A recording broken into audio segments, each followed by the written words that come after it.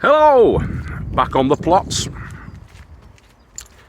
We've just got back from Talaka Beach in North Wales. And if you want to get away from it all, Talaka's the place because there's bugger all there. No, it's not so bad. It's alright actually. The kids enjoyed themselves. Made some new friends. Yeah, it was alright. It was good. A good little break. 4 days away. Back today, Friday the 14th, I believe, of April 2022. And just landed back on the plots. Just trying to get my head around this tooth again. Got the new tooth, obviously. It's alright, isn't it? Let's take a look at how our little seedlings are getting on. Well, our tomato plants are alive and well and looking fabulous and fantastic and lush. They're looking great, them actually. Great, great, great. Good, good, good. Oh, yes. Look at that sweet corn there.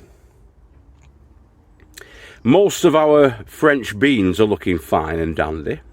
They've burst through nicely actually this week. But the sweet corn's coming through nice and bonny as well, which is good. 1, 2, 3, 4, 5, 6, 7, 8, 9, 10, 11, 12, 13, 14, 15, 16, 17, 18, 19, 20.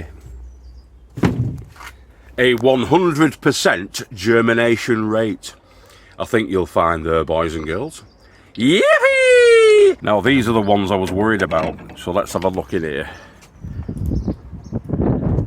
I'll just show you the spider's web that gets me every time.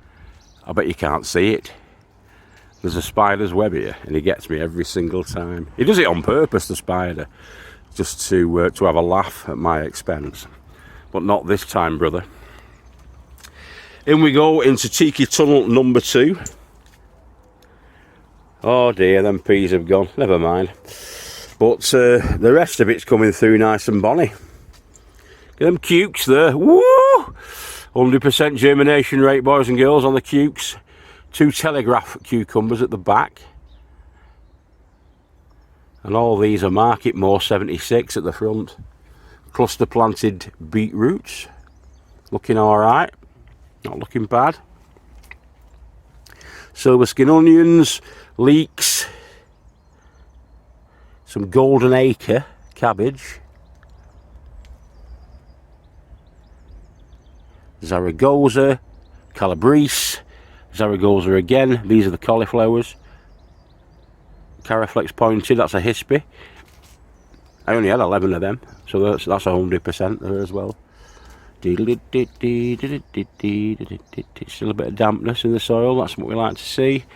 Oh yes, dwarf kale, De Sicilia Violetto. That's the purple cauliflower. Again, some more Calabrese, which is broccoli, and some Romanesco there. 1, 2, 3, 4, 5, 8. Is it 9? 9 Romanesco. Oh, that's alright. That's alright. I've been away for like 5 days. 4 or 5 days anyway. So not looking too bad, are they?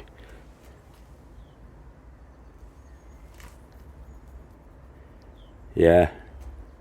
Right, brilliant. So no worries there, boys and girls, on the currant seeds.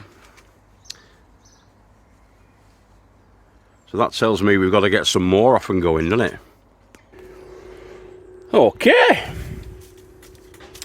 Got some spinach there, oak leaf Navara, and some tom thumb. Did I say spinach then? I meant lettuce. Look at that, attractive with excellent flavour. Resistant to leaf aphid and downy mildew as well. And there's some tom thumb mini heads, perfect for small spaces. Well, I've got just the spot for them. We're going to be directly sowing these into their locations where they're going to live for the rest of their lives until I eat them. But we're also going to be sowing these into the cells, the cell trays. I've been itching to get the pak choi off on the go. It's a little tiny bit early still. Should be May, really, but with the second week of April now, April the 14th, I'm going to start them off. They're going to be going inside the cold frame inside this tunnel, Tiki Tunnel 1. Chinese kale, never grown that before, but April is the month and now is the time. There's the pak choi. We love the pak choi. That's a red one, that. Red choi F1, it's an F1 variety. So we can't save the seeds off that, they won't run through, but we're certainly going to be planting them this year. This we haven't done for about 2 years.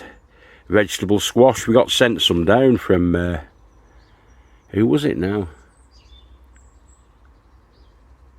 It was the secret agent, what's her name? She'll tell me off in the comments, don't worry about that. Tasha Goswami. She sent us some of this stuff down about 3 years ago, actually it was. And we did them. And they're good. And I don't know why I didn't do them last year, but we're doing them this year. So there we go. So we're going to be starting these off in the cells. So we've got the pak choi and the Chinese kale. A bit of an Oriental mix there. And we've got the squash, the vegetable spaghetti squash. It's nice, that. Right, let's get it on. So, because these are going to be fine seeds, I'm going to sieve the compost, and you'll see something in a minute. This is your standard multi-purpose compost, but it's a clover compost. Now, what happens is, even though this is the good shop-bought stuff, there's nothing wrong with this compost. It's good. You do need to sieve it. This is a 5mm sieve, or a raddle. So you riddle and raddle it, but look what appears. And this is a decent grade of compost, this, but as you can see there, it's full of lumps and bumps, and you've got to sieve them out as best as you can.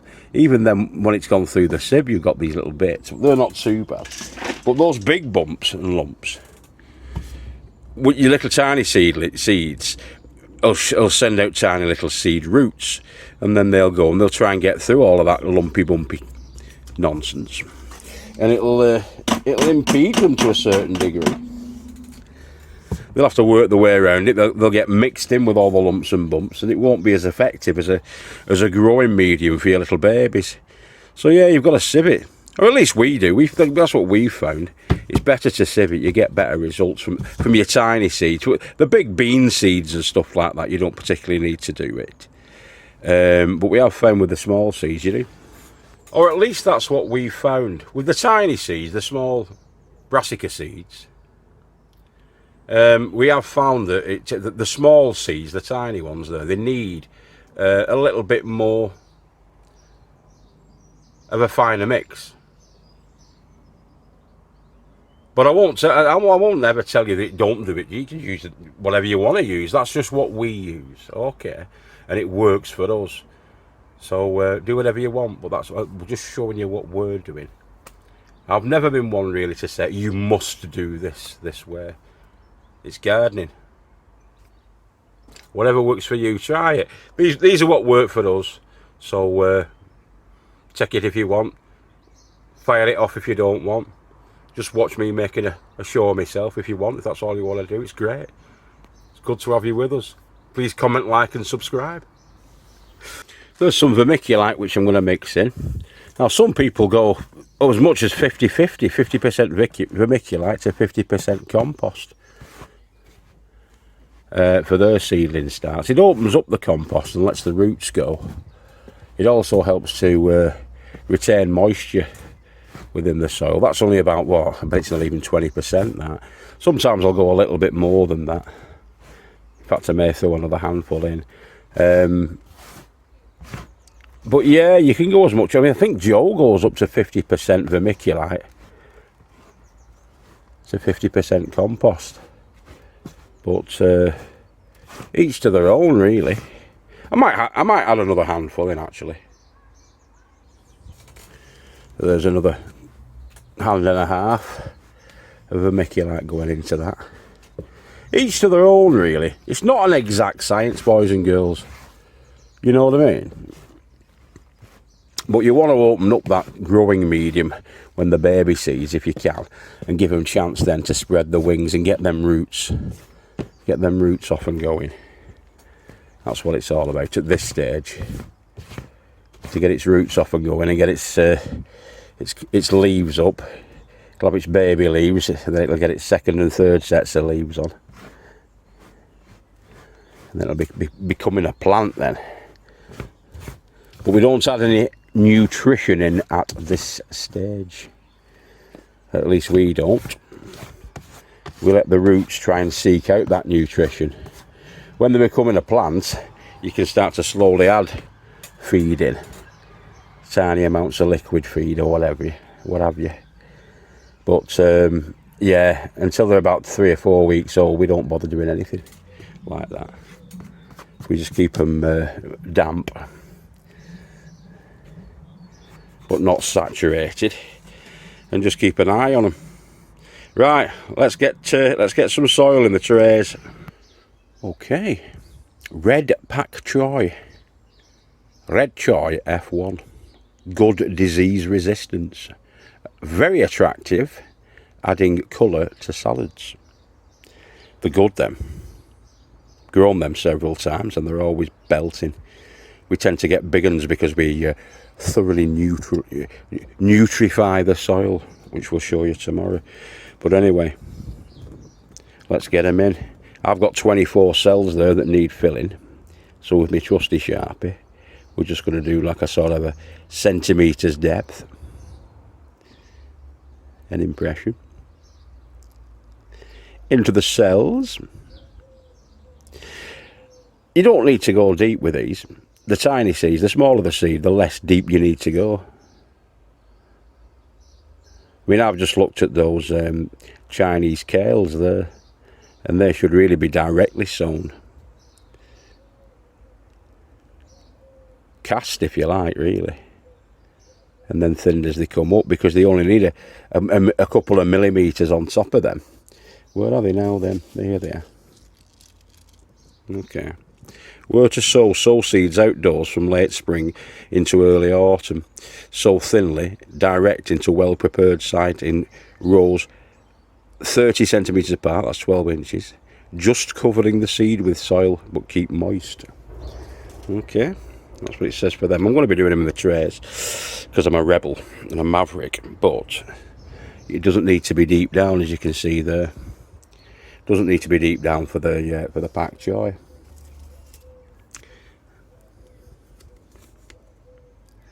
Here,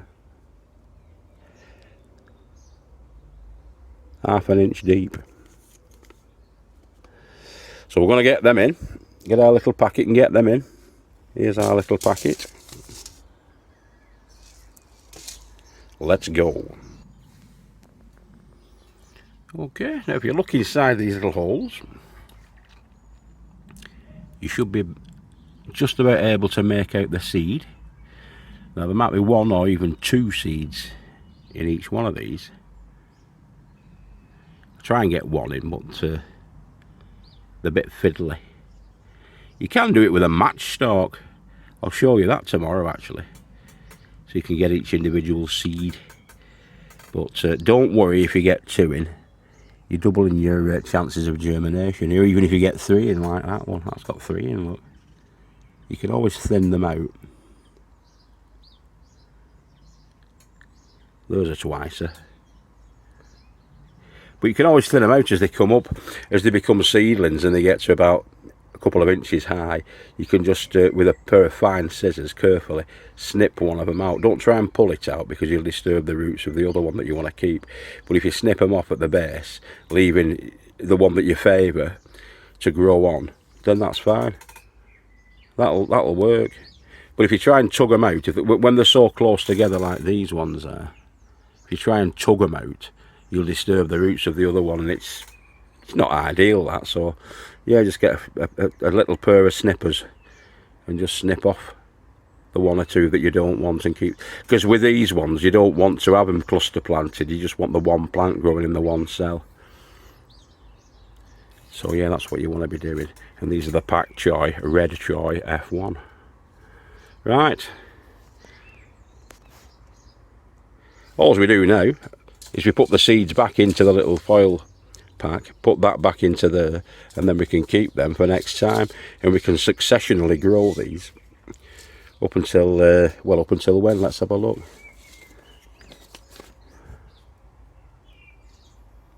I mean, we can sow these up until August, keep them successionally sowing, probably about every 4 weeks or something like that, get some more in the ground. Happy days. And you'll be harvesting them, if you look at the packet, you'll be harvesting then right up until October into November. So you'll have 4 months of sowing and 4 months of harvesting. Cushy, that's what you want. Okay, so now I'm just going to cover them over so that they're buried then under 1 centimetre to 1.5 centimetres, or roughly 12 millimetres of the growing medium. Gently firm them down, give them a spritz spray over the top, and then into the water bath. I love pak choi. It's a really good versatile plant, pak choi. The baby ones, you can have them as salads. You can take the baby leaves as salads, and they're lovely. The big leaves you can have as salads, really. There's nothing wrong with them. They just tend to get a little bit more bitter, but they're not like a bitter plant, really. They are more of a salad leaf. And of course the bigger ones you can use in Chinese stir fries, Oriental stir fries. And they're gorgeous. And even make soup with it, which again is very good and very tasty. Quite a bit of nutrition in them as well. They are in the Brassica family, these. Let's have a look. Good source of vitamins A, C, K, vitamin B12, B6, sorry, and other trace elements.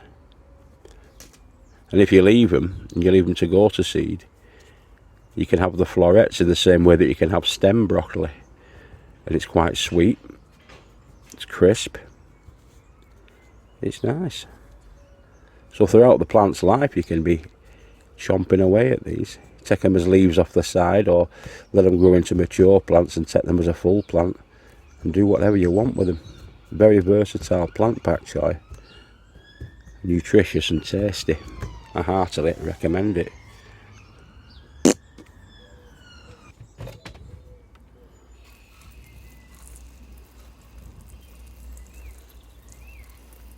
Just going to dampen the surface off. I don't want to be too vicious with it, because I don't want to displace the seeds that are underneath. So we're just going to give them a bit of water on top. Let that soak down. That'll soak down about 1 inch on the top. Give them a bit of an idea then, the seeds underneath, as to what they're supposed to be doing.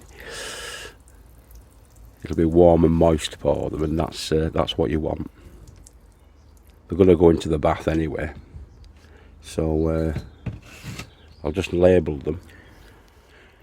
When you've been on vacation from work and you don't have to remember what date it is, it's brilliant, really.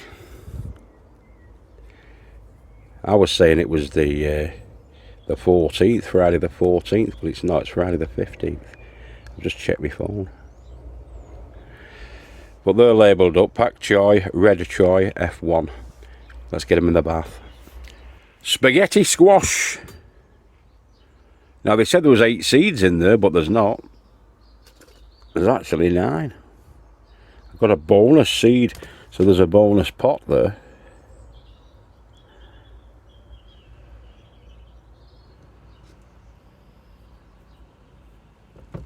Again, they only need to go down a 1/2 inch, so that's what they have done. All I'm going to do is just push them down with my finger and my thumb. Push them down, so that they're about a 1/2 inch below the surface. And then put the soil around them. Just enough growing medium to do what I needed to do today. So I'm just going to do that.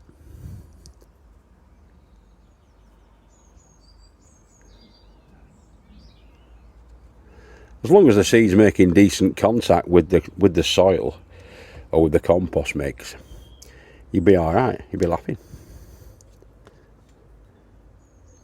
And then the reason I spray from the top as well as putting them into the bath is it helps to encircle the seed. It helps to wash down the growing medium so that it's around the seed, if you like.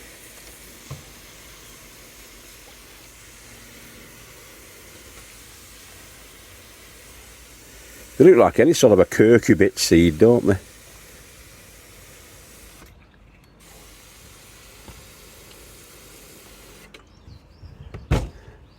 Sort of cucumber, melon family, that kind of thing.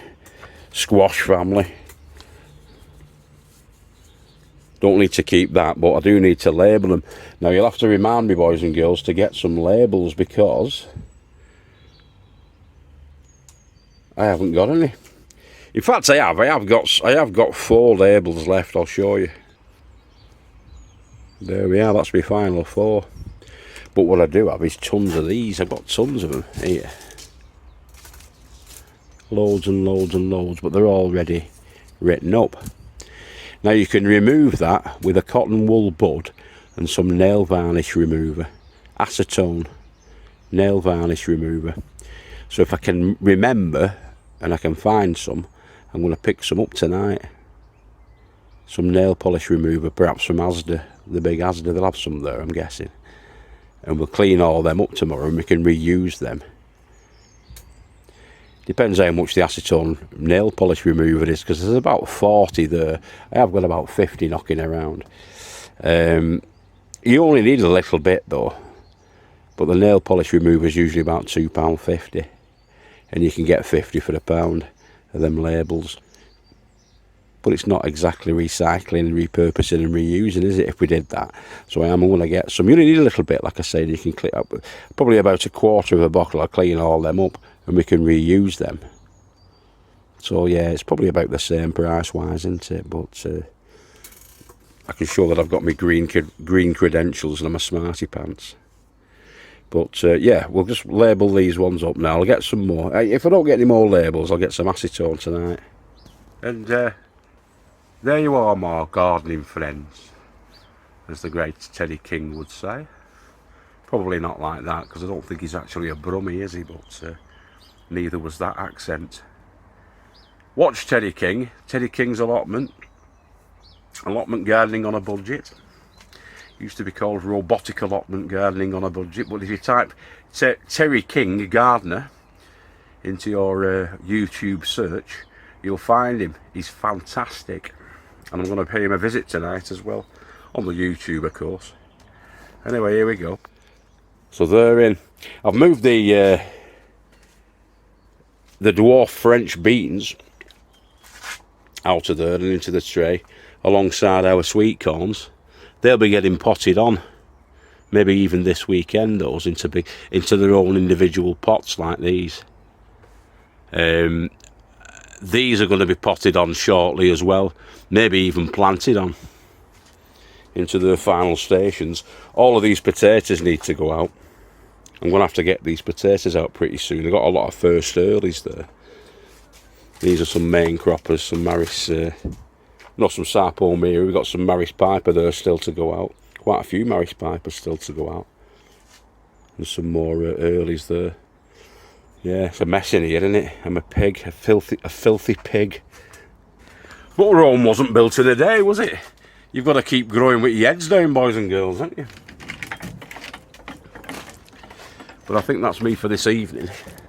I've only popped up, called to check on whether everything's still alive, and it is, more or less. That's elephant garlic there, broad beans.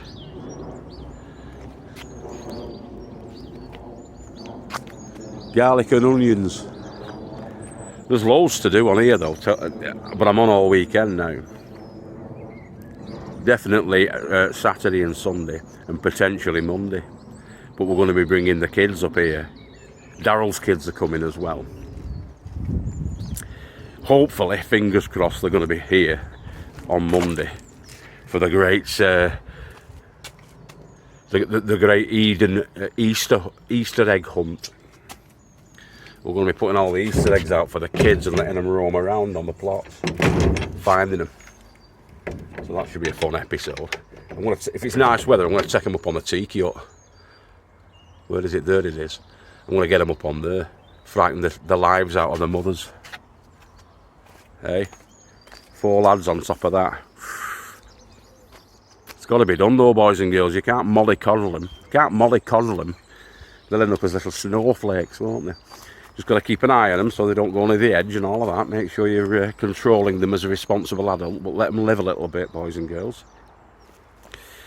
Right, I'll catch you later, guys. Keep growing with your heads down. Friday tonight, don't get too drunk. It's a bank holiday weekend as well, so especially to all you alcoholics out there, don't get completely mindlessly drunk because you're up for the plots in the morning and you want a clear head for that, don't you? So just have a couple, eh? Calm yourselves down. Alright, take care of yourselves and each other. Have a cracking weekend. God bless. Ta-da. I almost forgot. Close that. Hey? Mickey Mouse would have had a field day with that. See ya.